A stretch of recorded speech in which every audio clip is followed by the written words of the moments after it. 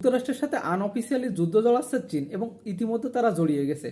অন্যদিকে ইরানের শর্তে নাকচ ট্রাম্প এবং তিনি কোনোভাবে এই শর্ত মানতে নারাজ এবং এই যুদ্ধের এই পরিস্থিতির ভিতরে সংযুক্ত আরব আমিরাত থেকে শারজা আলাদা হয়ে যাইতে পারে। আসসালামু আলাইকুম, আমি মনিরুজ্জামান। জানাবো মধ্যপ্রাচ্যের যুদ্ধ সম্পর্কিত। ইরান এবং যুক্তরাষ্ট্রের যুদ্ধের ভিতরে ইরানকে স্যাংশন দেয় যুক্তরাষ্ট্র। স্যাংশনের ভিতরে চীনের 5টি কোম্পানি এই স্যাংশন তোয়াক্কা না করে ইরান থেকে তেল কেনে এবং সেটা চীনে নিয়ে আসে এবং যার ফলশ্রুতিতে ওই 5টি কোম্পানিকেই স্যাংশনের আওতায় নিয়ে আসছে যুক্তরাষ্ট্র। কিন্তু তৎমুহূর্তে চীনের প্রেসিডেন্ট বা চীন সরকার তদমিত্র জানাইয়া দিয়েছে যে তারা যুক্তরাষ্ট্রের ওই স্যাংশন মানে না এবং তারা বলছে যে এই 5টি কোম্পানি থেকে সরকারিভাবে প্রোটেক্ট করা হবে, তারা কোনো স্যাংশনের আওতায় না। তার মানে তারা তেল কিনতে পারবে, তাদের ব্যবসা তারা পরিচালনা করতে পারবে। সুতরাং এখানে যুক্তরাষ্ট্রকে ডিরেক্ট থ্রেট দিয়ে বসছে চীন এবং চীন এটা বার্তা দিলে যে এখন যুক্তরাষ্ট্রের থ্রেট তারা মানে না বা যুক্তরাষ্ট্রের কোনো হুকুম তারা এখন শুনবে না, তারা স্বাধীন, তাদের এই অঞ্চলে বা চীন যেখানে আছে সেখানে তাদের রাজত্ব থাকবে। এবং তার থেকে বড় কথা, চীন এখন তাদের মুদ্রাটা স্ট্রং করার জন্য তারা ইরানের কাছ থেকে বা মধ্যপ্রাচ্যের যে কোনো রাষ্ট্রের কাছ থেকে তাদের মুদ্রায় তেল কেনার একটা ব্যবস্থা করছে বা ইতিমধ্যে তারা কিনছে। এতেই বোঝা যাচ্ছে যে সিনাই যুদ্ধ প্রকাশ্যে দিন গেলেই যেন বেরিয়ে আসে যুক্তরাষ্ট্র এবং চীনের ভিতরে এবং চীন প্রস্তুত আছে, কারণ ইরান যুদ্ধে চীন খুব সুন্দরভাবে পর্যবেক্ষণ করছে বা উত্তর কোরিয়া যে কিভাবে ইরান যুদ্ধে যুক্তরাষ্ট্রে তাদের কি কি অস্ত্র ব্যবহার করছে এবং সেটা কিভাবে চীন মোকাবেলা করবে বা কি ব্যবহার করবে। সুতরাং তারা হোমওয়ার্ক ইতিমধ্যেই তারা ইরান যুদ্ধ থেকে করে নিছে। অন্যদিকে যুদ্ধ থেকে শান্তি চুক্তিতে যাওয়ার জন্য দুইটা বৈঠকের প্রস্তাব দিয়েছে ইরান এবং প্রথম প্রস্তাবটা তারা দিছে যে প্রথম বৈঠকের প্রস্তাবে 4টা শর্ত দিয়েছে তারা, যার মধ্যে অন্যতম আছে হরমুজ প্রণালীতে তাদের যে আইন বা তাদের যে বিধিবিধান এটা থাকতে হবে, মধ্যপ্রাচ্যের সকল আমেরিকান সোলজার এখান থেকে টেক ওভার করে নিতে হবে বা রিমুভ করতে হবে এবং তাদের স্যাংশন সব বন্ধ করতে হবে, তাদের সুইচ করা টাকাগুলো বা সম্পদগুলো তাদেরকে ফেরত দিতে হবে, এই ধরনের দেশে। এবং এখানে নিউক্লিয়ার কোনো শর্ত তারা দেয়নি বা এই বইটাকে তারা নিউক্লিয়ার কোনো আলোচনা করবে না।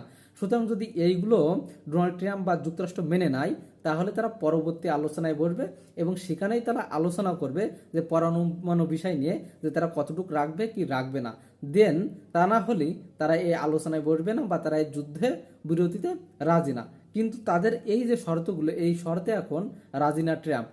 এক কথায় খুবই রাগান্বিত, কারণ তারা ঘুরে ফিরে সেই একই শর্ত দিচ্ছে এবং যেটা যুক্তরাষ্ট্রের পক্ষে মানা এক কথায় সম্ভব না, এক কথায় নিরর্থক, কারণ তারা যে কারণে যুদ্ধে জড়াইছে সে আলোচনায় এর ভিতরে নাই, তাহলে কেন তারা মানবে। এবং এই যুদ্ধের মধ্যে কুয়েত গত 1 মাস যাবৎ কোনো রকম কোনো তেল রপ্তানি করতে পারি নাই। সুতরাং তাদের অর্থনীতির অবস্থা আসলে খুবই খারাপ। শুধু তারা না, বাহরাইন, ওমান, এই মিডিল ইস্টের আরও কয়েক কান্ট্রি তারা কি করতে পারি নাই, টোটালি তেল উত্তোলন করতে পারি না বা রপ্তানি করতে পারি নাই। কিন্তু এর মধ্যে সংযুক্ত আরব আমিরাত এরা সব থেকে খারাপ এবং জঘন্য মুসলিম বিশ্বের ভিতরে, কারণ এরা সবসময় পুরো ইসরায়েল বা এরা সবসময় সংযুক্ত আরব আমিরাত, ইন্ডিয়া এইসব অ্যালাইনে চলে এবং এরা এই যুদ্ধে ইরানের সব থেকে ক্ষতি করছে এবং ইরান এদেরকে ভালোভাবেই টার্গেট করছে এবং এদেরকে কি করবে যে আগামীতে যদি আবার যুদ্ধ হয় তাহলে ইরান ইউএইকে একদম ডিস্ট্রয় করে দেবে, মানে সংযুক্ত আরব আমিরাতকে এক কথায় মিশাই দেবে, সেরকম পরিকল্পনা নিয়ে আগাচ্ছে।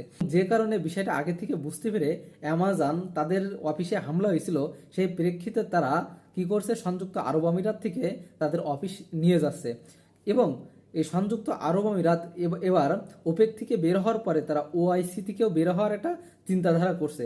সুতরাং তারা ঠিকই ওই যে ইসরায়েল এবং যুক্তরাষ্ট্র এবং ইন্ডিয়ান এইসব যেসব অ্যালায়েন্সগুলো আছে তাদের সাথে অ্যালায়েন্স করার চেষ্টা করছে বা মুসলিম বিশ্বের সাথে তারা কানেকশন রাখতে চাচ্ছে না এবং যার ফলশ্রুতিতে যে সংযুক্ত আরব আমিরাত একটা রাষ্ট্র না, তাদের অনেকগুলো উপপ্রদেশ বা অনেকগুলো রাজ্য একসাথে মিশে সংযুক্ত আরব আমিরাত হয়েছে। সুতরাং তার অন্যতম হচ্ছে শারজা। যখন তারা এই বিষয়গুলো দেখছে, সুতরাং শারজা খুব সম্ভবত তাদের সাথে থাকতে চাচ্ছে না এবং শারজা সংযুক্ত আরব আমিরাত থেকে বের হওয়ার একটা চিন্তা ভাবনা করছে বা বের হতে চাচ্ছে। এমনই গুঞ্জন উঠছে বা তেমনই ডিপ্লোমাসি চলছে মধ্যপ্রাচ্যের ভিতরে এবং যার অন্যতম ইরান এই শারজার পক্ষে আছে বা সৌদি আরব এইসব অ্যালায়েন্সগুলো চাচ্ছে যে তারা যাতে কি হয় যে সংযুক্ত আরব আমিরাত থেকে বের হয়ে যায়। তবে বলা যাচ্ছে না এখনো পর্যন্ত কি হবে, তবে দেখা যাক শেষ পর্যন্ত এর যুদ্ধের গতিপাত কোথায় গিয়ে থামে বা কোথায় ঠান্ডায়। তবে চীন এক কথায় আমেরিকাকে ধমক দিয়ে দিয়েছে বা আমেরিকাকে বোঝাতে সক্ষম হয়েছে যে আমেরিকা এই যুদ্ধে নিজের পায়ে নিজেই কুড়াল মারছে, বা আমেরিকার যে হ্যাডাম শক্তি সেটা চীনের তার থেকে বেশি, বা চীন কি করে না তাদেরকে কোনো রকম কোনো পরোয়া করে।